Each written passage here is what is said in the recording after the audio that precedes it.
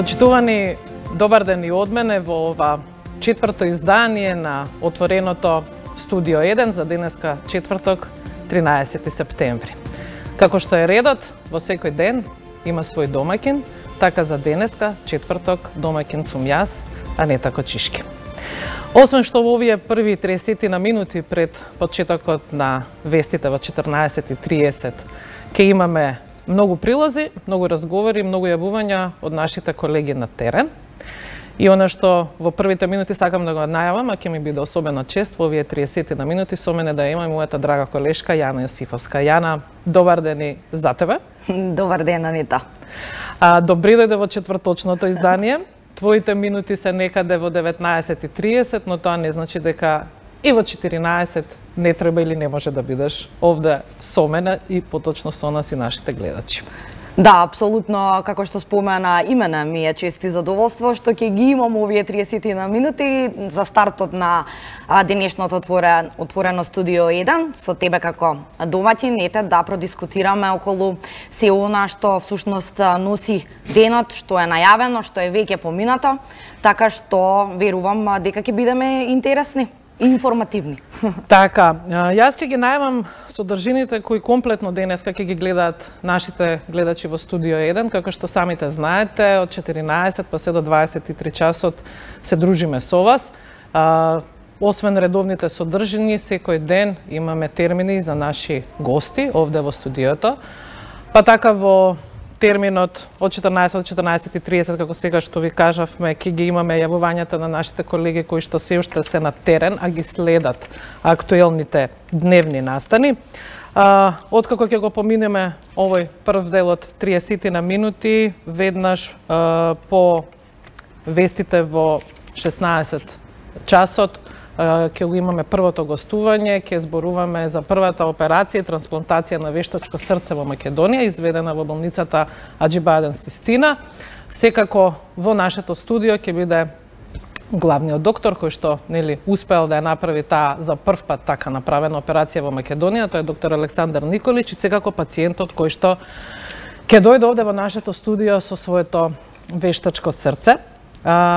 Потоа ќе го нагостиме Павле Камиловски, ќе кажам еден сериозен ентузијаст, кој што не е по професија оперски пејач, но оперското пеење му е веројатно најголема љубов. Затоа ќе можеме да слушнеме во 15 минути кои што ги имаме за него денеска во нашето студио.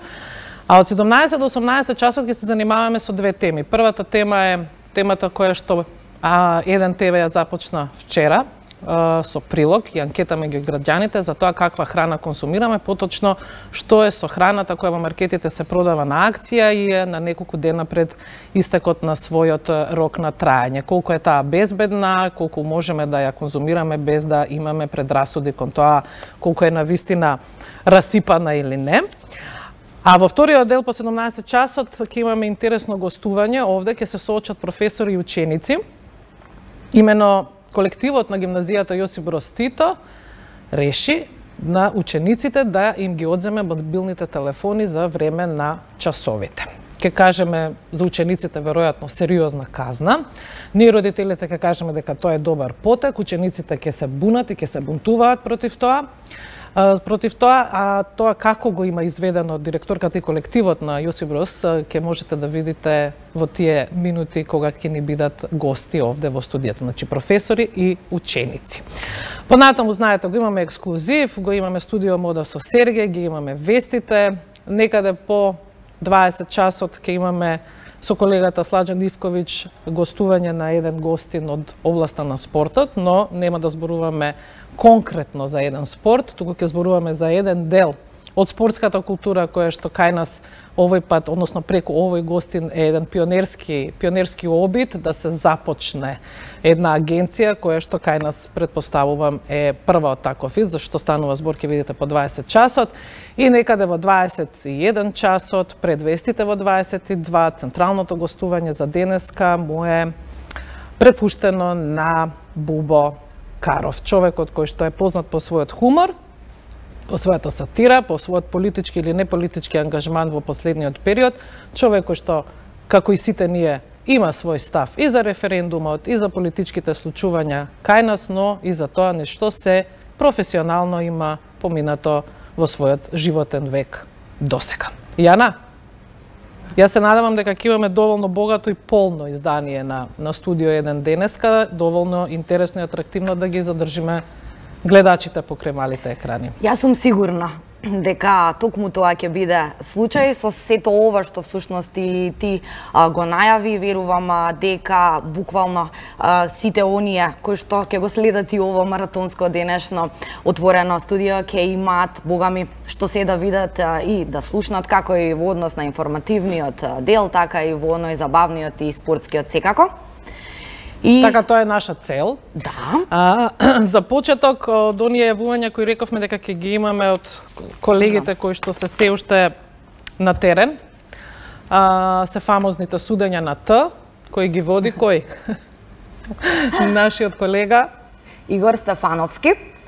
Така што претпоставувам дека веќе е на линија за да се јави и ете во живо одпред специјалното јавно обвинителство да не избрифира, односно информира всушност што се случуваше тамо денеска, бидејќи предизвика огромно внимание. Така што, дали се слушаме со колегата Игор Стефановски? Да, Јана, се слушаме. Во овие моменти јас веднаш би почнал со извештајот од пред специјалното јавно обвинителство. Завршени се веќе распитите на Јана Станисављева и на Срген Керим во СЈО. Тие одделно во специјалното обвинителство беа по околу половина час. Официјално не е познато во кое својство беа испрашувани во обвинителството на Катица Јанева. Нивниот бранител пред новинарите рече дека предметот е во предистрага и се уште не им се презентирани доказите. Извори од СЈО пак за 1 ТВ брифират дека тие се осомничени. Неофицијално на Станисављева и на Керим натоварен се ставаат делата лажен стечај, организирање, злоупотреба на службена положба, злоупотреба на средства на доверители на неколку милиони износи. Сето тоа поврзано со работата, односно со распадот на МПМ, изгаснувањето на дневните вестници, Утрински вестник, Вести дневник. Станисављева не сакаше да даде изјава за медиумите, Керим пак даде куса по завршувањето на распитито, но немаше прецизни одговори, ниту во кое својство се повикани, ниту од двајцата дали чувствуваат некаква одговорност во однос на распадот на МПМ. Меѓутоа овие изјави ќе ги емитуваме во вестите во 14 часот и 30 минути. Предходно СЈО пред 2 месеца ја презема надлежноста за случајот на МПМ од Скопското обвинителство. Обвинители и истражители на СЈО истражуваа сомнежи за злоупотреба на функциите на тогашните први луѓе Станисављева и Керим. На проверка беа финансиските исплати во време кога весниците згаснуваа поради наводна финансиска криза. Сомнежи за економски криминал се проверуваше преку оделението за компјутерски криминал во МВР.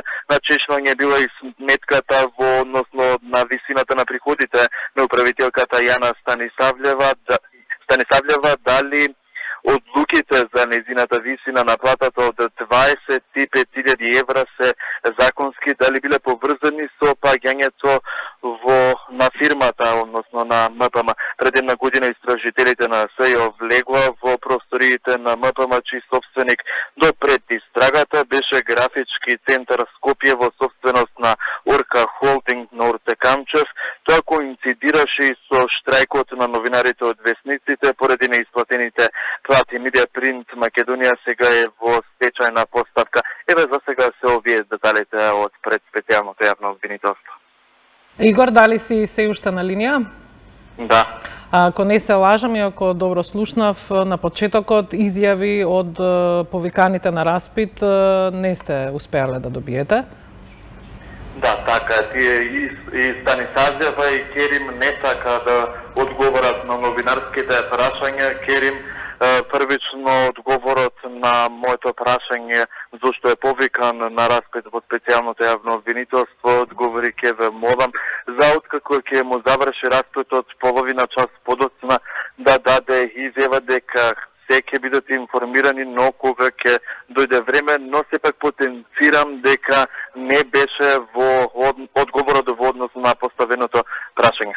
Така, со оглед на тоа дека си новинар кој што го следи судството, само ќе констатираме дека си еден од оние кои што изминатиот период имаат најмногу работа, бидејќи постојано си во судница или во суд. Дали е ова нешто што е најактуелно денеска од твојата област или имаме уште нешто? Ова се предистраги, односно истраги според нашите сознанија во обвинителството. Секако понатаму СЈО не би можело конкретно за овој случај да покрене обвинение, бидејќи им е истачен мандатот за сета оваа постапка, нормално доколку имаат докази да преиде во кривичниот суд. Токму таму во судот има денеска две закажани рочишта, едното за таргет Тврдина, предметот кој се однесува за масовното прислушување и уништување на опремата, но овој процес се одложа. Причините за тоа е промена на судечкиот состав, одлуката на апелативниот суд по жалба на судење во отсуство на поранешниот началник на петата управа во МВР Горан Груевски во предметот трезори спојување на постапката за обвинетата екс-министерка за внатрешни работи Гордана Јанкуловска.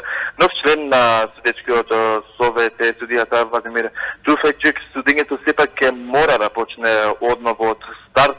Судиката Джанета Бектови ќе рече дека штом почне ваквата расправа од почеток ќе бидат закажани повеќе рочишта. Апелативниот суд треба да одлучи дали ќе развои постапката за обвинетиот Горан Груевски кој е во бегство во Грција заедно со неговиот колега Бошковски, кои што се обвинети за други, конкретно за прислушувањето, а судечкиот совет треба да донесе решение и за СЈО, за барањето на СЈО повторно да се спои постапката за обвинетата Гордана Јанкуловска. Секако овој предмет за масовното прислушување и уништување на опремата во МВР за прислушување не е единствен случај во кривичниот суд. Има и ново рочиште за собраниските инциденти од 27 април со нови сведоци и веројатно и нови моменти, но на тоа рочиште е колешката Кристина Атовска, бидејќи еден судски извештувач не може се да постигне.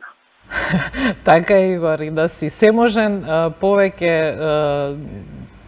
работа од ова за денеска веројатно е доволно. Ја најави колешката Кристина Атовска, која следеше друг процес, а тоа е процесот за настаните од 27 април. Јана, јас ја повикувам Кристина или тоа ќе бидеш ти? Па, ајде добро, еве доколку се слушаме со колешката Криса Атовска. Крис повели што се е она најновото всушност од денешното судење за настаните во собранието 27 април, попознато како крвавиот четврток. Чинам дека денеска сведочеше и пратеникот Ибраими од партијата на турците. Така е, Јана, како што кажа, денеска е предвидено да сведочат четворица. Сведоци со сведочењето на пратеникот Енес Ибрахим од партијата на Движење на турците во Македонија започна денешното рочиште за крвавите настани во собранието. Ибрахим рече дека тој се наоѓал во галеријата на прес-центарот каде Зоран Заев држеше пресконференција кога упаднала толпата. Пратеникот сведочеше дека бил удиран, навредуван и пцуен. Рече дека видел маскирано лице како оди кон Зоран Заев, видел дека го напаѓаат Павле Богоевски, а неколку други лица ги барале Мухамед Зекири и Фросина Ременски. Според сведочењето, еден од насилниците му кажал: "Сега ниту Ердоган нема да те спаси." Ибрахим рече дека се извлекол од толпата и отишол во заедничките канцеларии, од каде биле евакуирани во канцеларијата на пратеникот Владко Ѓорчев. Рече дека најчудно му било што пред таа канцеларија видел двајца од насилниците и тоа им го соопштил на полициските службеници, меѓутоа според неговото сведочење тие му кажале дека тоа се нивни колеги, пошто ја затвориле вратата и повеќе тој не бил во можност да види што се случува со лицата кои претходно ги забележал доле во собранието. А во моментот кога бил удиран, Ибрахим рече дека не можел да ги види оние кои го тепале и пцуеле на турски јазик, но кога станал препознал еден од обвинетите, се работи за Мунир Пепич. На прашање на адвокатот на обвинетиот Мунир Пепич, Еленко Миланов, дали видел насилство од неговиот клиент, Ибрахим рече дека во моментот кога го видел Мунир Пепич, тој не вршел никакво насилно дејство. Додаде дека тоа бил единствен пат таа вечер да го види обвинетиот припадник на Министерството за внатрешни работи. По сведочењето на Ибрахим сведочеше поранешниот пратеник, а сега заменик министер за образование и наука Петар Атанасов. Тој рече дека најсугестивен во своите закани бил пратеникот Крсто Муковски, кој бил најубедлив во своите закани и агресивното однесување. Според зборовите на Атанасов, целата ситуација на крвавиот четврток, како што рече, наликувала како целта да е физичко онеспособување на Зоран Заев, па дури и негова ликвидација. Атанасов пред судиите раскажуваше дека откако едва излегле од пресалата, 2 часа биле засолнети во собраниската амбуланта. Во амбулантата дошол и шефот на внатрешното собраниско обезбедување, кој исто така се жалел на болки. Повеќе луѓе доаѓале и му се обраќале на шефот, прашувале што се случува, зошто нема луѓе, односно зошто имало само 10 припадници на обезбедувањето. Што се однесува до министерката Радмила Шекеринска, за неа Атанасов рече дека била бледа и обвиена со крв кога ја видел во собраниската амбуланта.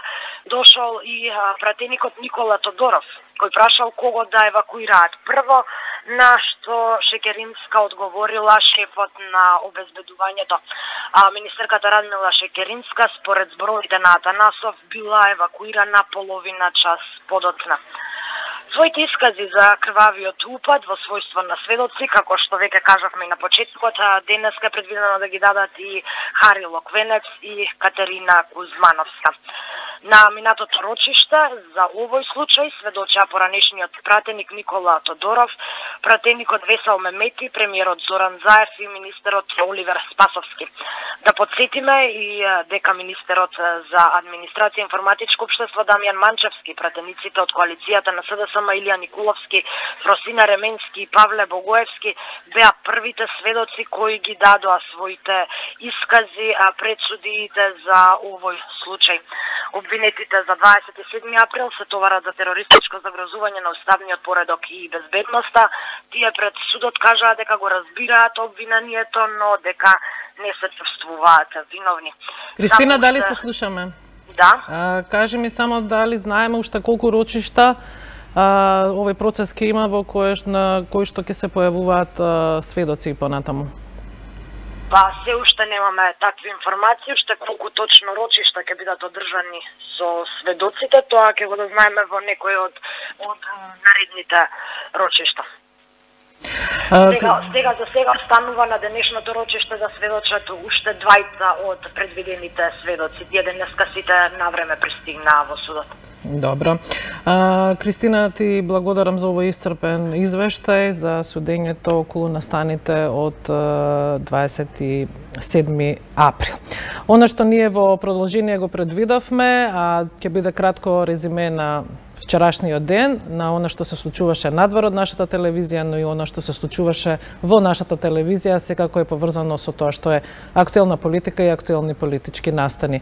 Во прилогот на колешката Весна Велкова ќе видиме што е она што вчера беше изјавено како став на ВМРО ДПМН и што истиот значи за самата партија. Прилог на колешката Весна Велкова.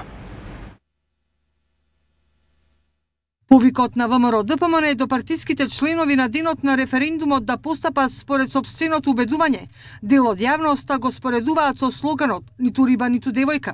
За лидерот на ВМРО ДПМН Христијан Мицкоски, тој не значи тивок бојкот, туку одлука донесена од партиските органи за надпартиско прашање, за кое граѓаните треба да одлучат, бидејќи договорот не е дел од референдумското прашање и оти тоа е прашање со повеќе значења со цел да се направи забуна кај граѓаните, рече опозицијскиот лидер за 24 вести. Ама јас се обидувам да ви докажам и покажам дека не бегавме од референдум, напротив. Ние кога на тие лидерски средби разговаравме, ние и дававме и бевме проактивни и ние велевме дека овој референдум треба да има вакво прашање, за да можеме ние како ВМРО ДПМН, имено таа 146 страна која што вие споменувате и 140 и некоја страна во програмите потоа, да пред граѓаните на начин на која што сме ја понудиле да ја реализираме. Токму ваквиот став на партијата и Мицковски за дел од членовите е повик за тивок бојкот на референдумот. Дел пак уште вечерта на состанокот на извршниот одбор се изјасниле против. Подпредседателот на партијата Митко Јанчев и Костадин Богданов биле со став дека граѓаните треба да излезат и да одлучат дали те гласат за или против. Јанчев за Еден ТВ вчера го потврди овој став, додавајќи дека не е за тивок бојкот, бидејќи смета оти гласањето треба да биде по сопствено убедување. За Љупчо Петковски од невладината Евротинк, Мицковски јасно не повика на бојкот и ставот намерно не е јасен, бидејќи втората опција ќе му направи штета. Партијата е поделена, има фракции, различни мислења. Одлуката е смета за чудна, бидејќи референдумот не е партиско прашање, туку крупно прашање, за кое мора најголемата опозицијска партија да има став. Со оглед на тоа дека имаше објаснувања после тоа, после изјавата, дека не станува збор за тивок бојкот, повеќе за опит за задоволување на интересите на стравовете на различните фракции што постојат во партијата и опит да не изгуби некоја од тие фракции, некој маневар да се остане чист, да не се влезе или со јасен став.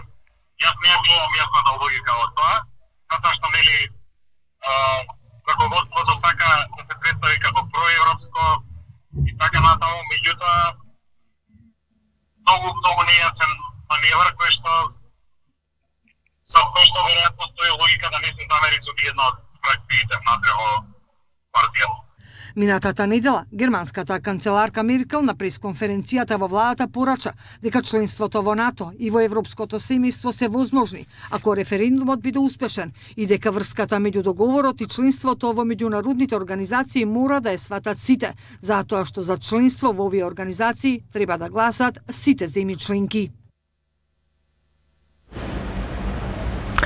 Ете, тоа беше кусиот предлог на колешката Весна Велкова.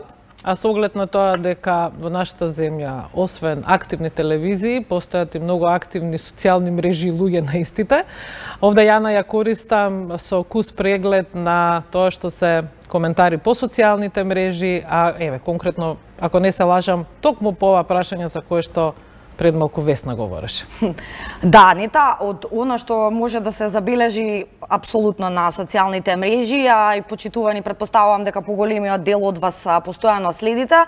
Постојано на мета се најчесто политичките партии и политичарите и апропо една неизбежна тема, референдумот, про, контра, се бојкотира, не се бојкотира, меѓутоа еве неколку интересни твитови, исто така во однос на лидерот на ВМРО ДПМН Христијан Мицковски, односно твитерџиите велат дека Мицковски има став, дека нема став. Всушност околу неговото последно излагање по седниците на извршниот и централниот одбор од неговата партија, дека всушност ги збуни како и меѓународните представници, така и домашната јавност.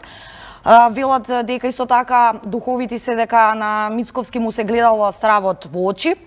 Исто така дополнително има и од оние стандардните повици за бојкот на референдумот, односно таа иницијатива дека референдумот ќе помине, ќе имаме документи на кои ќе пишува Северна Македонија, што точно планирате да правите.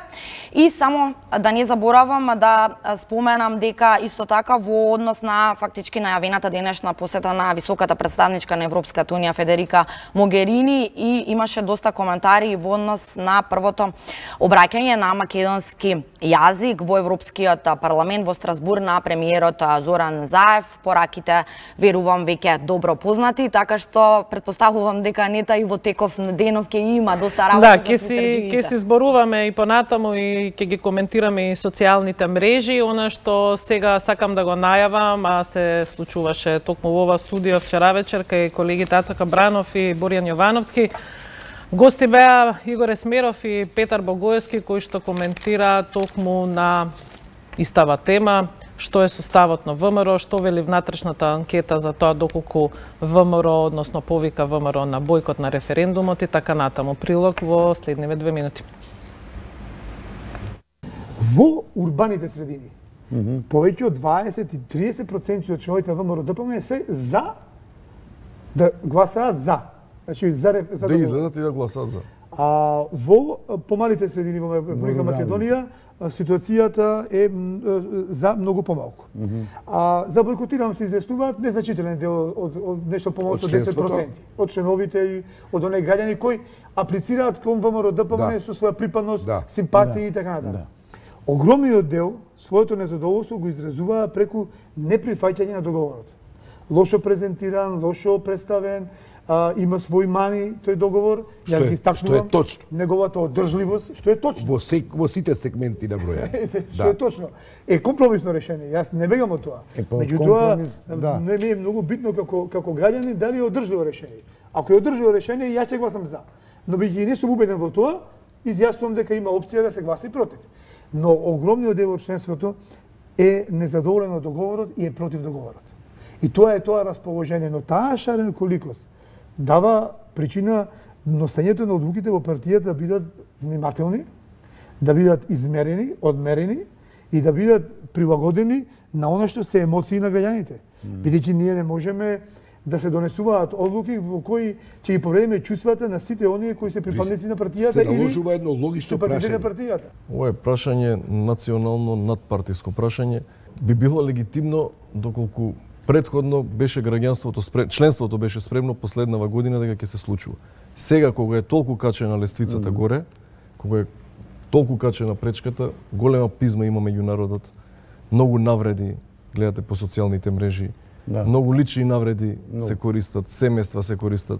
Сега во овој момент и да повика лидерот на опозицијата, па и на позицијата, мислам дека нема да може да го немира целото членство. Јас знам луѓе кои се левичари, а кои со дрва и камења фрлаат, и тоа ми се многу блиски пријатели, не можам да ги убедам јас да излезат, камоли лидер на партија. Истото и кај десницава во принцип. Инаку договоров е дефинитивно компромисно решение. И кога имате компромис, вие и левата и десната страна мора да се откаже од првичните барања.